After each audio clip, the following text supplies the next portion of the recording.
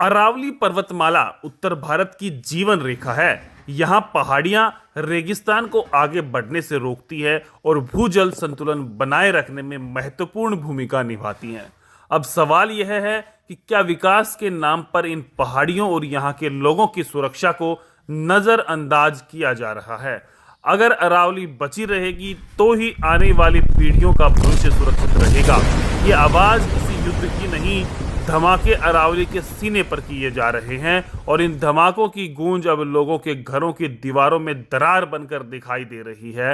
हरियाणा के महेंद्रगढ़ जिले में नारनौल, नांगल चौधरी और सतनाली के बीच अरावली की पहाड़ियों में चल रहा खनन अब पर्यावरण ही नहीं, गांवों के अस्तित्व पर भी सवाल खड़े कर रहा है।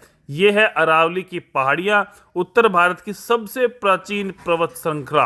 कभी हरियाली, वन्यजीव और प्राकृतिक संतुलन की पहचान रही ये पहाड़ियां आज लगातार खनन और ब्लास्टिंग के कारण संकट में है। लगातार ब्लास्टिंग के कारण पशु जो गांवों में देखे जाते हैं, लगातार जिला महेंद्रगढ़ के नारनौल, नांगल चौधरी और सतनाली क्षेत्र में खनन और स्टोन क्रेशर गतिविधियां तेजी से बढ़ रही हैं। इन पहाड़ियों को तोड़ने के लिए किए जा रहे धमाके अब आसपास के गांवों तक असर दिखाने लगे हैं। रघुनाथपुरा, टहला, मुकुंदपुरा और जोरासी जैसे गांवों में लोग अब डर के साये में जी रहे हैं। ग्रामीणों का कहना है कि तेज ब्लास्टिंग के कारण उनके मकानों की दीवारों में दरार आने लगी है।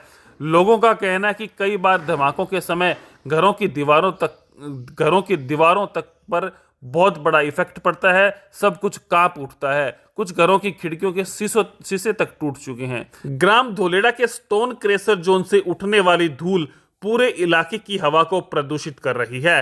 दिन भर उड़ती धूल के कारण लोगों को सांस लेने में परेशानी हो रही है, खेतों की फसल प्रभावित हो रही है और जंगल में रहने वाले पशु भी अपना घर छोड़कर गांवों की तरफ नजर आने लगे हैं। खनन क्षेत्रों से निकलने वाले ओवरलोड ट्रक और डंपर दिन रात सड़कों पर दौड़ते हैं। इन वाहनों के कारण सड़कें टूट रही हैं, दुर्घटनाओं का खतरा बढ़ रहा है। अरावली केवल पत्थरों का ढेर नहीं, यहाँ तेंदुआ, नीलगाय, सियार और कई दुर्लभ पक्षियों का घर भी है। लेकिन लगातार धमाकों और मशीनों के शोर से वन्य जीवों का जीवन भी प्रभावित हो रहा है। साथ ही आसपास रहने वाले पूरे क्षेत्र का जीवन भी प्रभावित हो रहा है। आप क्या समझते हैं? कमेंट बॉक्स में अपनी राय अवश्य दें।